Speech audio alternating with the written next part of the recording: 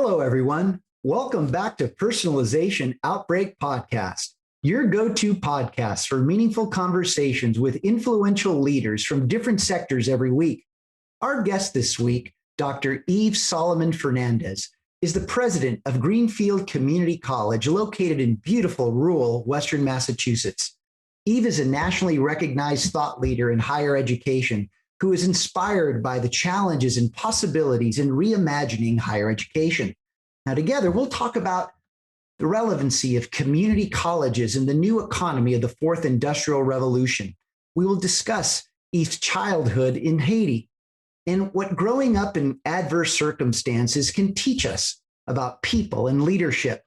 We will also explore the healthy tensions that exist between community colleges and four-year universities, and what we can learn from younger generations to start equipping them with the skills that will allow them to adapt, evolve, and create part of this new economy. So before we start, make sure to hit the like button below, share it with your colleagues, and subscribe to our YouTube channel and social media at Glenn Yope so that you can be in touch with our most recent content about leadership in the age of personalization. Let's get started.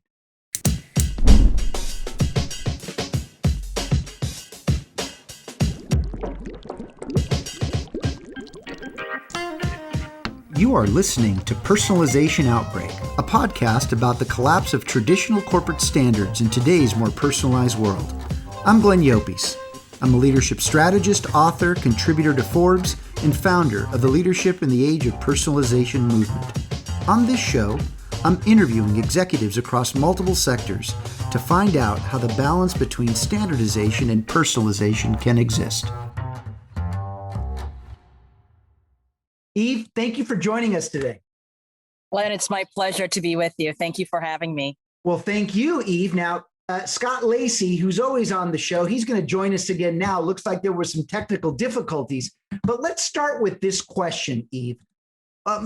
Why do you feel your most authentic self when listening to music and when you have the opportunities to innovate, build, reconstitute, and elevate? You know, there's something inspiring about music, whether you're just listening to instrumental music or you're listening to words. For me, it's inspiring. It brings me to a different world, and it just helps me to imagine possibilities. And that's what this world requires. We are right now, as we've talked about, Glenn, in the midst of the fourth industrial revolution. We are experiencing rapid technological change. We're also seeing social changes that are taking place. We're also going through demographic change. So all of these combined together, we can't help but be inspired, and we can't help but want to change and want to evolve and want to really innovate in the areas that in higher education we must evolve. If anything, the pandemic has shown to us that we have possibilities, we have reasons to evolve, and the world is not static. So you just teed up the next question, because we're here to get to know you first as an individual, because that's what matters in the age of personalization, Yves. So you grew up in Haiti, where you spent the first 12 years of your life. What did your upbringing teach you about people and leadership? It taught me a lot. It taught me a lot about poverty, about social justice, about economic justice, and about human determination, grit, perseverance, and hope. Haiti, as you know, is the poorest country in the Western Hemisphere, but there is a sense of hope. There is a level of generosity that most Haitians have. And for me, it was that sense of no matter how difficult things get, one must never give hope. And so I live my life in a way that allows me to inspire others, to give others hope, and to also be inspired by the hope that others share with me. At a community college, as you can imagine, I have multiple opportunities to see students who are turning their lives around, who may have grown up in circumstances that were less than ideal, but are very committed to transforming their lives. And our mission as community colleges allow us to do that. So I feel very fortunate to have had a background that allows me to face difficulties and challenges with courage, and with perseverance. And also that gives me an outlook on life that looks at the glass as being half full rather than half empty. Inspiring words, Yves, and it makes me think that, last year, or I almost feel like 2021 is a continuation of 2020, but I think everyone, for the very first time in modern US history, experienced adversity at the same time at different levels. And I mean, you, as you said, in Haiti, you experienced adversity from a very young age. It was all around you, and you found ways to navigate through it and build a library of wisdom, so to speak, that will last you a lifetime. How do you think people have reacted to all this adversity that we've been faced with? And what's some of the wisdom that you share with your students who are perhaps still uncertain about the future? I think what we've seen during the pandemic is that this adversity has brought about the best of our humanity. When we look at the ways that folks have really stepped up to support one another, when we look at the fundraising that has happened during this time, it's been a time of great economic wealth. The economy has done pretty well. The stock market has done pretty well during that time. And some people have seen their wealth increase during that time. And many have been very generous to say, what can we do to help others? We've also seen government step up. As of this moment, we're seeing the tragedy that is happening in India, for instance. They don't have the infrastructure, the public health infrastructure, and it's the country that is most adversely hit at this moment by the pandemic. And we're seeing countries from around the world and people from around the world saying, what can we do in India? And also, what can we do in our own backyards? And I think that's really important when we are traversing a pandemic as severe as this one has been. We've been now about 18 months into the pandemic, or 14 months into the pandemic, and we are seeing folks saying, what can I do? How can I support others who are suffering? And we're seeing government also stepping up to say, how do we support our most vulnerable people? That's really important. Why higher ed? Why did you choose a path of being a leader in community colleges? I'd say leadership chose me. I never saw myself as being a president or really as being a leader. I was very lucky to have had some incredible mentors who inspired me and who saw things in me, who saw qualities in me that I did not see, and who said, you should really be doing this. You're natural at it, or you work really hard and you can get better at it. And that was really important to me. And I listened to those people because they were people who inspired me, people whom I respected, whom I held in and still hold in very high regard. And that was how I found my way into higher ed. And what I've found so far is that it's very gratifying when I see students whose circumstances were very much like mine or worse than mine, who are really changing their lives, transforming their lives. And what we also know about higher education is that it transforms a family for multiple generations. So it's not just the one person who's experiencing higher education who's getting that degree, but it really is that person's children, that person's extended family who is impacted and who helps that person through the difficulties to helps them prevail, who's also impacted. So for me, it's a multi-generational impact that I am able to have through higher ed. And I'm able to work with some wonderful colleagues at Greenfield Community College to really have a transformative impact. I see you as a capacity activator. You find ways to identify and discover the capacity from within people, from within an institution, and then find ways to activate it. If it wouldn't have been serving in a leadership role in a community college, where do you think your career would have gone? Oh, that's a good question. It's funny. As I shared with you, Glenn, I'm here in California visiting with my sister, and we had that conversation just a couple of nights ago. I think there are two things. I would have been a marine biologist because I love underwater sea life, or I would have been narrating This American Life. I just love that show. I can't help it. I love it. It's a wonderful show, and underwater sea life really fascinates me. I'm an avid snorkeler.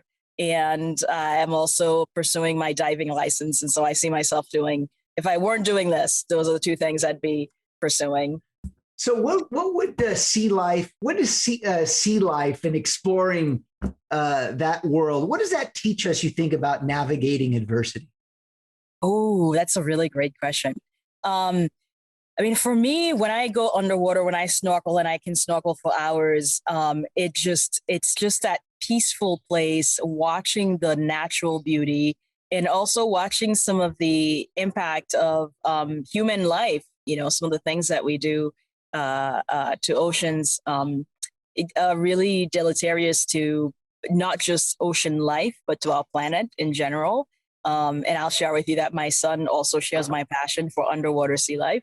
Um, it teaches us a lot because that's where everything starts, in my opinion. Imagine if we don't have water. Imagine if we don't have a beautiful ocean floor. Imagine if we don't have the fish and the big mammals that we have in the sea. The world would be a very different place. We would be dry um, and just without color, without excitement. Um, so we have to treat it responsibly. So when I look at the ocean, I look at it as a place that we need to protect. When we look at global warming and we see all of the signs of global warming around us, we've seen some really horrible hurricanes. We've seen torrential rains. We've seen drying up of the seasons. We don't get as much snow. We don't get as much rain as we used to get. All of that. We live in an ecosystem that is supported and that is impacted by all of our actions, all of our behaviors. So I think we have a unique opportunity right now to say around climate change, what are we going to do better and differently to sustain our planet? We only have one planet, and we are at a critical point right now that we need to make some serious changes. And I was very disappointed to see that after the global demonstrations that were held in the fall of 2019 around climate change, that the U.S. actually withdrew from the Paris Accord. But now we are back members of the Paris Accord, and that is really, really important to not just our country, because we don't exist in isolation. It's really important for our planet. So I'm very pleased to see that. Well, talking about actions and behaviors and just the broader scope of our species, right? Why are we having trouble finding the coexistence between the forces of standardization and personalization at such a pivotal time, Yves, where these two forces, they need to find the right balance. We need to stop moving. We need to move from this extremism, this polarization between these two forces to a healthy balance. How are we going to get there? What are your views on this? I see this as coming back. When you look at Gen Z, you look at Gen Alpha, they are very different, even from the millennials. They are all about personalization. They are all about understanding the world and living and coexisting together and understanding difference and using difference as a way to make us a richer, more productive, and more satisfying and sustainable society. It's not about us being a melting pot, but rather about us being a mosaic where we can each show our individual strengths and our individual richness and beauty. And I think that is something that from the younger generation, my generation as a Generation Xer and the baby boomer generation can really learn a lot.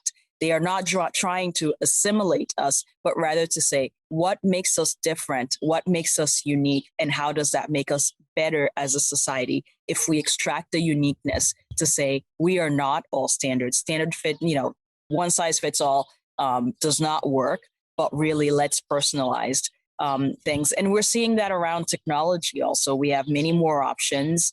And even from simple things like choosing your avatar, choosing your emoji, right?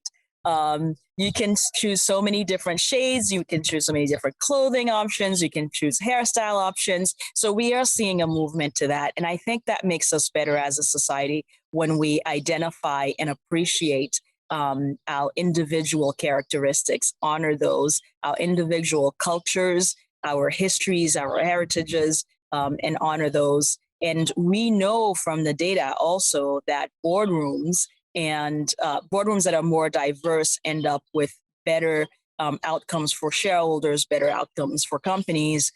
So that's been empirically shown. And so the more diverse we are, the more we embrace personalization, the better the outcomes are.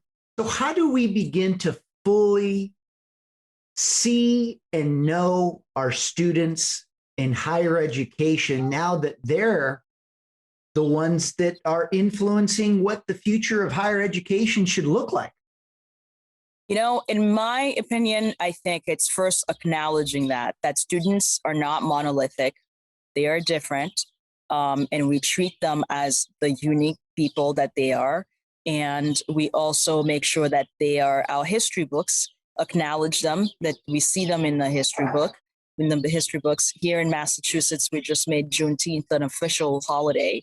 And I think it's really important for African Americans to say, we see you, we acknowledge your history, we acknowledge your culture, and we acknowledge the fact that for many years, even though slavery ended, slavery continued to be practiced in so many states and in so many regions. So I think that part is really important. It's important also that our faculty and staff begin to look more like our students. I think we've also seen a movement across college campuses to take down and erase the legacies of slavery on campuses, take down monuments that may represent the darker sides of our history as an American people.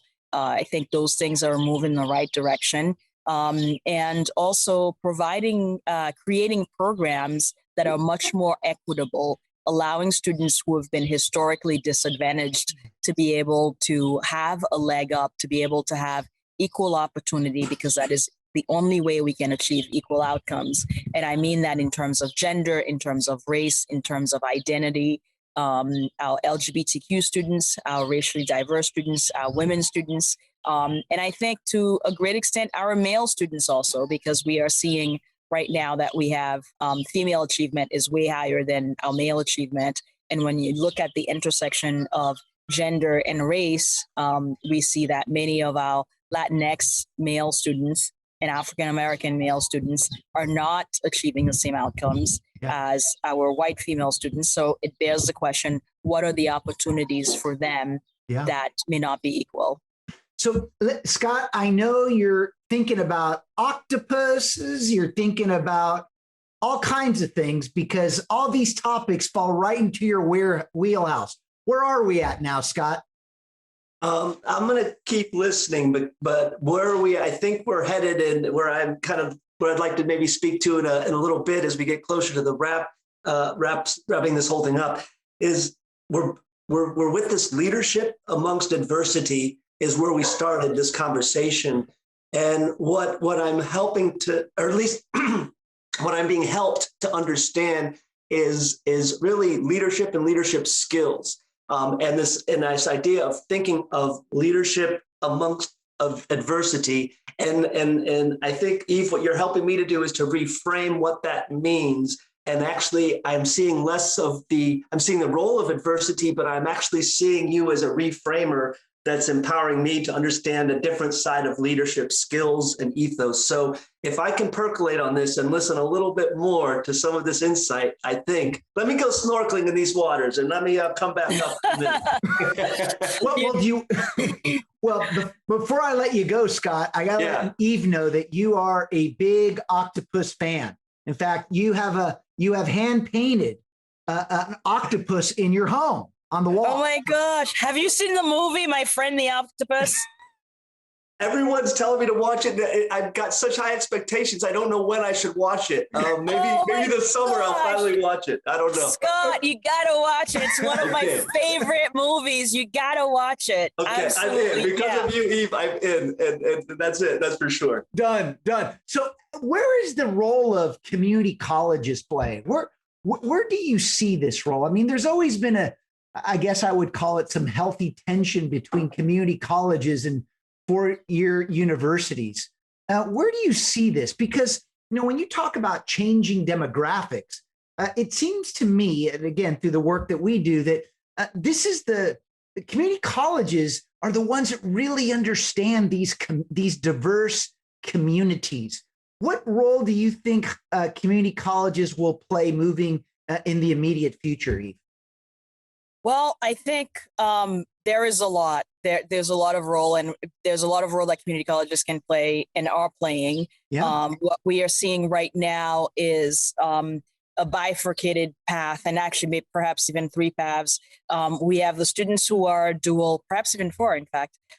We have the students who are dual enrolled, who are beginning their college career much earlier while still in high school. We have the students who are taking time off, who want to do a year off or a couple of years of a gap year. We have the students who are saying, after 18 years, after 12 years of going to school, I'd like to continue and finish off and go to a community college where I feel like I have less pressure and I'm not quite sure what I want to study. And so I can explore. And then we have the students who are very self-directed, who know exactly what they want to do. So we're seeing these four pathways, right? And for community colleges, the students come to us. We have at least three of those groups who are coming straight to us, and we have to serve them in the best way that we can. And we also have folks who are older adults who are coming back, and that's been our bread and butter, who perhaps took some time off. We have mothers who've taken time off. We have parents, we have dads who may have been laid off and now realizing that the economy is different and they need more education for upward mobility. So I think for community colleges, we are at this intersection where we need to figure out how do we support the skills-based economy and also the folks who are looking for a traditional 4-year degree and help them figure out their pathway. So getting the associate's degree and then moving on to a 4-year credential. So that's where, yeah. I'm sorry, go ahead. Yeah, so that's where we are, and we have to serve all of these constituencies really well, and not to forget businesses that have people who need to upskill and reskill as the economy is changing and as we are experiencing higher levels of automation and productivity within businesses. Tell me a little bit about the upskilling and reskilling. What are the demands that you're getting from businesses, and what are the students telling you that they need to pursue the careers that they aspire to? I think with the fourth industrial revolution, we have several things going on. One, we have students who are being prepared for jobs that may not exist right now. So the students will be creating the jobs that will exist, but they don't exist yet. And we're also seeing with the rise of automation, the rise of artificial intelligence, automation, augmented reality, virtual reality, and all of that, blockchain technology, that we are working alongside the robots, whether it is machine learning or it's an actual robot, we are working alongside the robots. So how do we prepare students to have an agile set of skills that they can evolve as the jobs evolve? So the students may or may not know exactly what they're looking for, but the businesses have a sense of how they will evolve their businesses. They are seeing the writing on the wall, and especially with the pandemic, what we have seen is that many more businesses that were sort of very labor-intensive, human-based work are beginning to see, how do I change my business to be much more automated so that I am less reliant on humans who are working in close proximity to one another, that may end up being a liability for me, because I don't think this is the last pandemic that we're going to see. I think as we become an increasingly globalized society, these things will happen. And how do we make sure that we control for them and whatever else may come that we have not conceived of? So having an agile mindset and having multiple contingency plans is really important.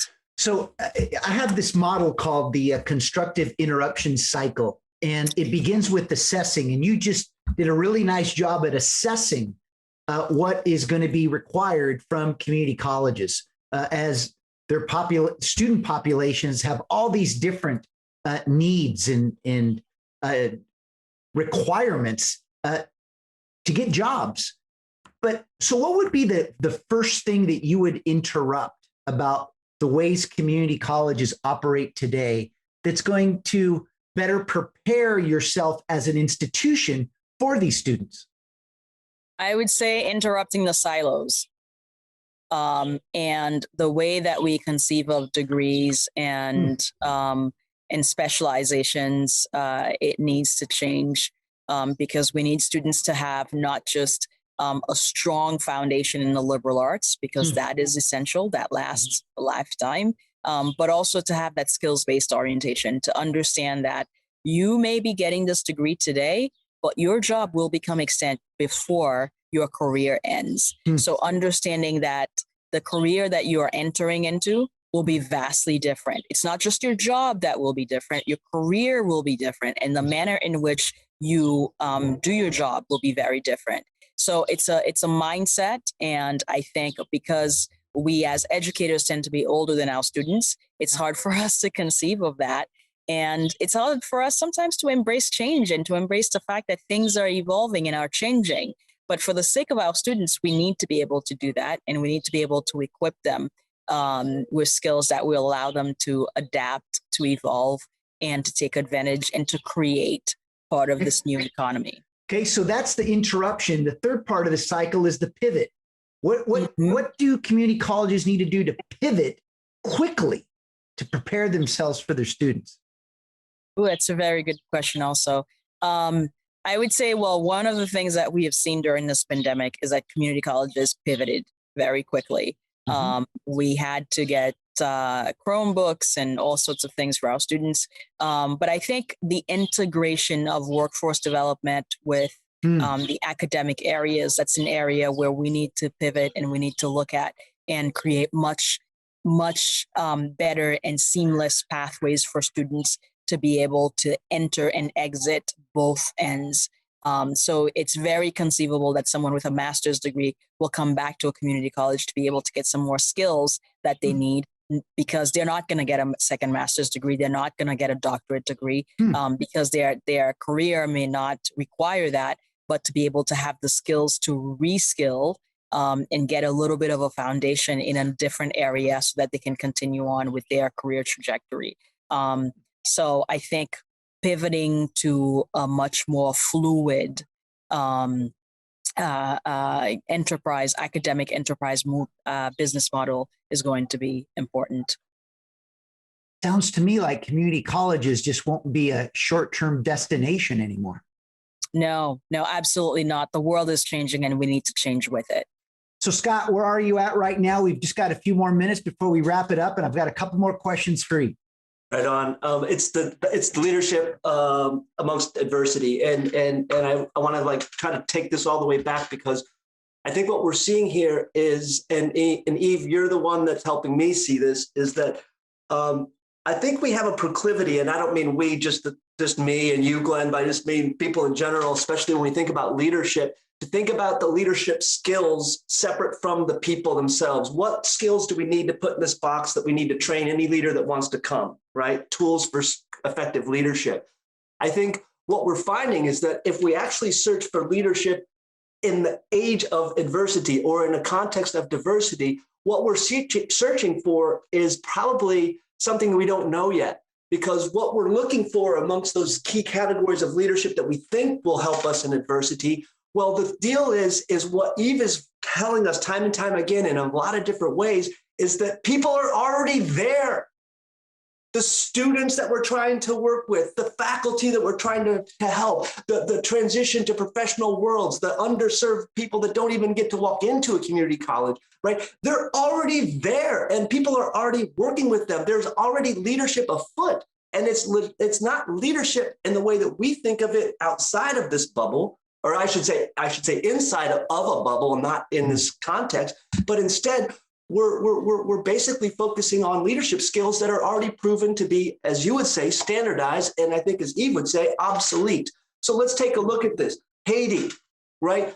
So many people, if we look at it from a standardized lens, is going to say Haiti, failed state, long time problem. Oh my gosh, it's big. How about we rethink about this and let's look at what Haiti actually does. Let's look at what Cuba actually does, right, in these marginalized positions, especially in this hemisphere.